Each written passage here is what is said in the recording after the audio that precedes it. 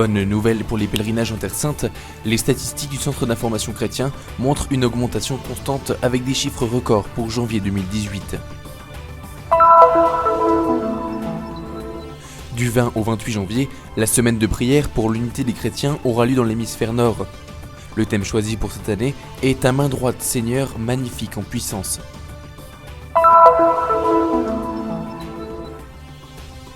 L'Église célèbre la conversion de Saint Paul le 25 janvier, un témoignage qui est toujours vivant aujourd'hui.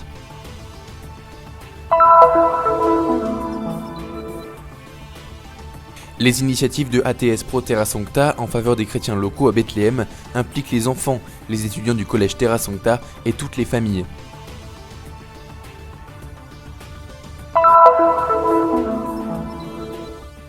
Visitez avec le Studium Biblicum Franciscanum certains des endroits les moins connus de Jérusalem. À l'intérieur de la basilique du Saint-Sépulcre, il y a des sentiers qui remontent à plus de 2000 ans.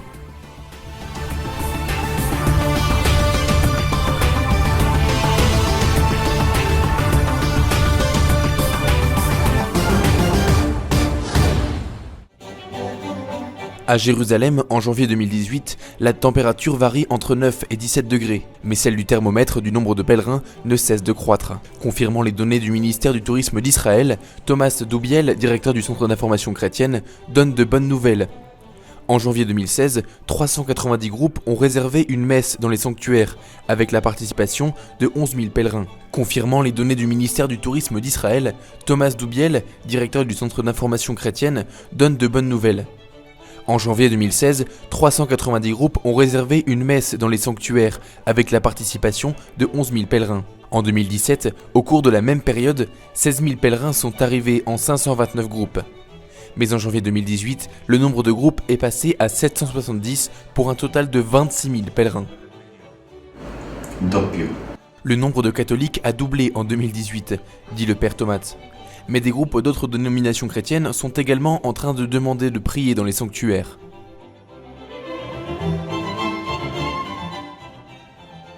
Les données du Christian Information Center ne tiennent pas compte des milliers de pèlerins orthodoxes qui ont visité la Terre Sainte pour les fêtes de Noël célébrées en janvier. Les fidèles arrivent bien couverts et disposés à voir de nombreux endroits en peu de temps.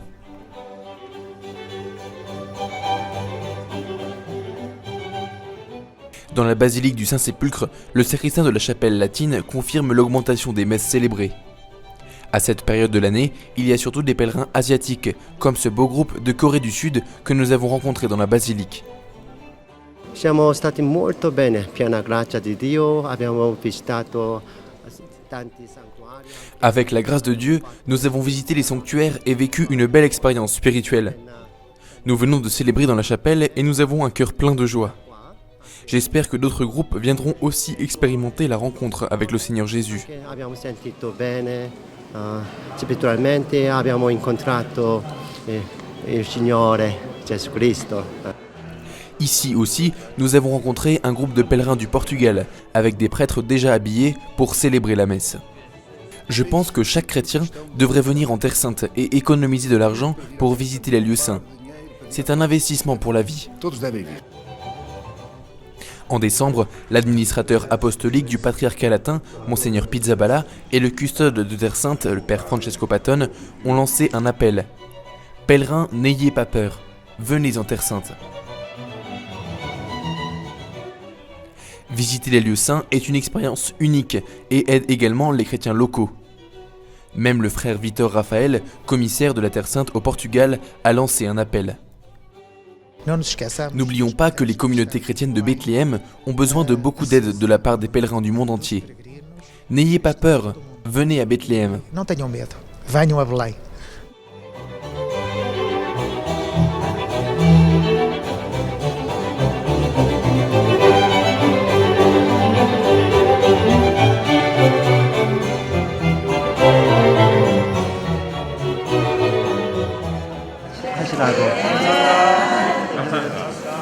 Ok, grazie.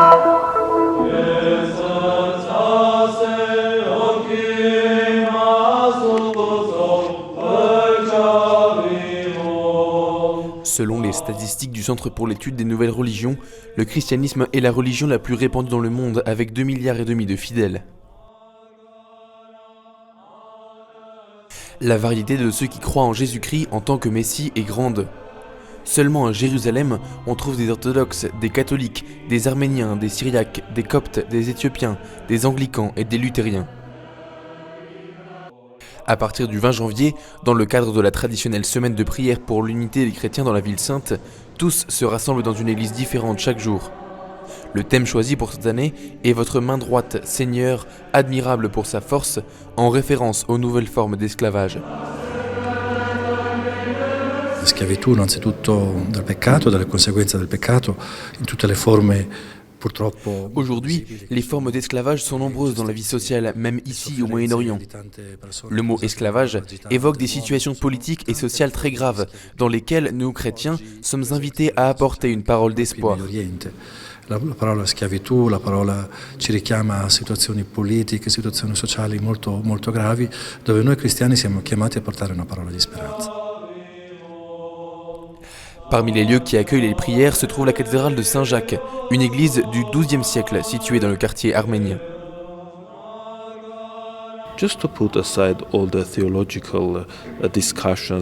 Mettons de côté les différences théologiques, les discussions, les différences et promouvons l'unité dans les choses qui comptent.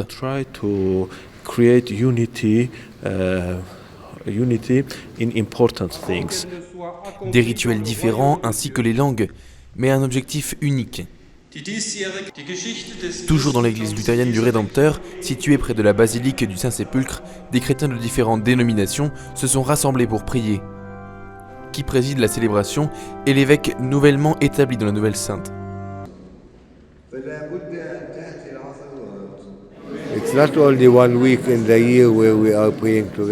L'important est qu'il n'y ait pas seulement une semaine par an de prière ensemble, de reconnaissance mutuelle et d'union. Même avec nos différences, nous pouvons faire beaucoup de choses ensemble. Le Christ peut nous conduire sur des chemins que nous ne pouvons même pas imaginer, et c'est pour cela que nous prions ensemble.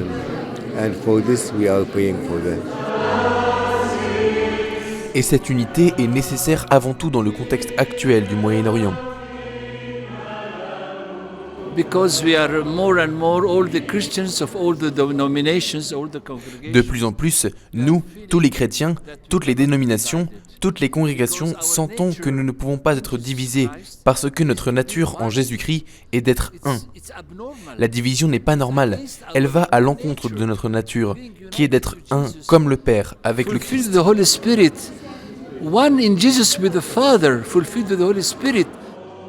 La prière s'est aussi déroulée au patriarcat latin de Jérusalem, présidé par Monseigneur Pierre Battista Pizzaballa. Pendant la célébration, les bougies symbolisaient la lumière du Christ qui engendre l'unité.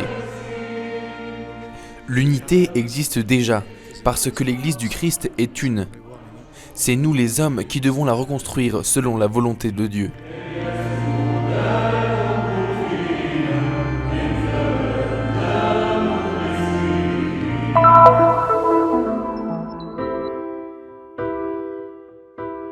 Paul, l'apôtre des gentils, est né à Tars dans l'actuelle Turquie d'une famille juive, très fidèle à la doctrine et à la tradition.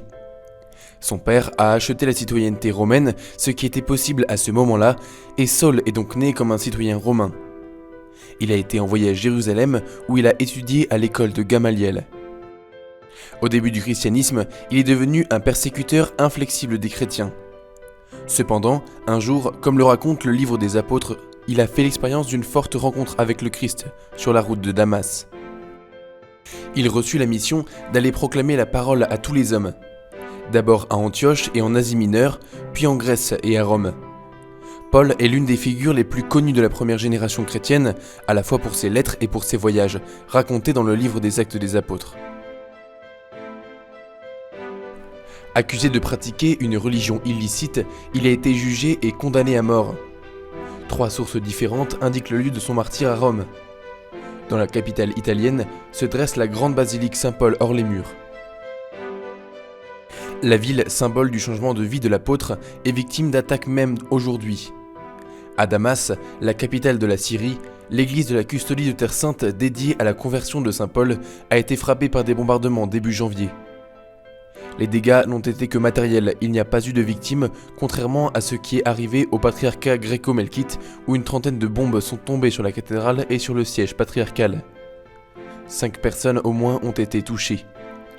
Selon l'église locale, l'offensive n'aurait pas eu de but précis si ce n'est d'entretenir la tension après une période relativement calme où se profilait la possibilité d'accords internationaux.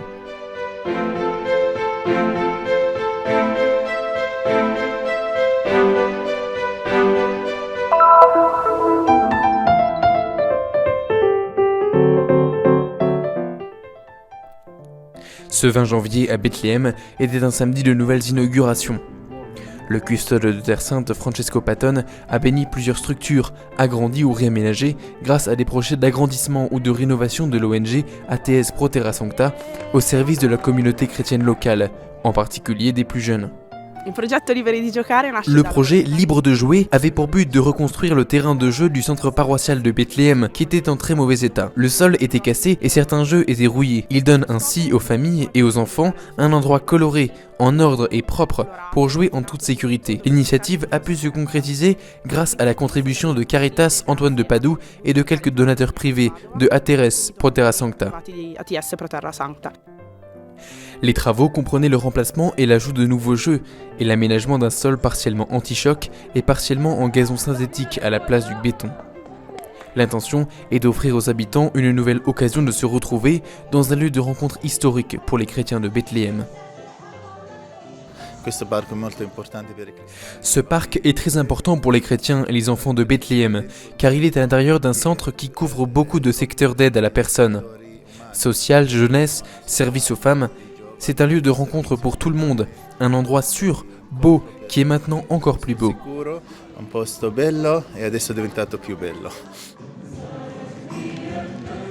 Le même jour, le custode a inauguré l'exposition sur Saint François d'Assise au collège Terra Sancta. L'exposition, déjà accueillie à la curie de Jérusalem, reproduit les mosaïques de Giotto dans la basilique d'Assise en Italie et a été réalisée pour commémorer les 800 ans de présence franciscaine en Terre Sainte. Dans la soirée, ont été inaugurés le laboratoire informatique restauré et 21 nouveaux ordinateurs, destinés aux étudiants inscrits dans la section technologie. Une journée de petits nouveaux débuts, couronnée par un concert polyphonique auquel ont participé les élèves et les professeurs de l'école.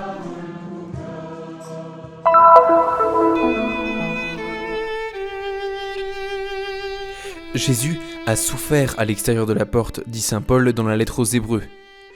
Ou même Jésus sortit de la ville vers un lieu appelé Calvaire, en hébreu Golgotha, rapporte l'évangile de saint Jean. Dans les Saintes Écritures, on peut trouver plusieurs indices géographiques liés à la passion et à la mort du Christ. On peut trouver certains d'entre eux encore aujourd'hui dans le sous-sol de la basilique du Saint-Sépulcre à Jérusalem. En participant à une excursion du Studium Biblicum Franciscanum, dans des lieux parfois inaccessibles aux pèlerins, il est possible de faire un voyage dans le temps. Nous avons ainsi vérifié que les lieux qui seraient ensuite devenus le Calvaire et le Saint-Sépulcre faisaient partie à l'origine d'une carrière de pierre de construction qui est encore visible en 3 endroits.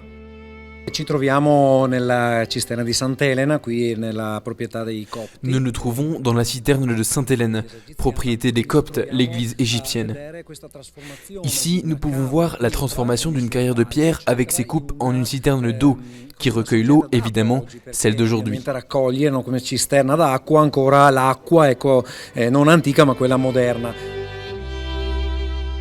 La transformation en citerne est l'un des destins possibles des anciennes carrières. Celle-ci, qui remonte vraisemblablement au 1er siècle avant Jésus-Christ, montre au moins 3 différentes couches de plâtre, une trace de l'interruption des coupes. Les caractéristiques du lieu, y compris la pénétration continue de l'eau du plafond, garantissent une acoustique exceptionnelle.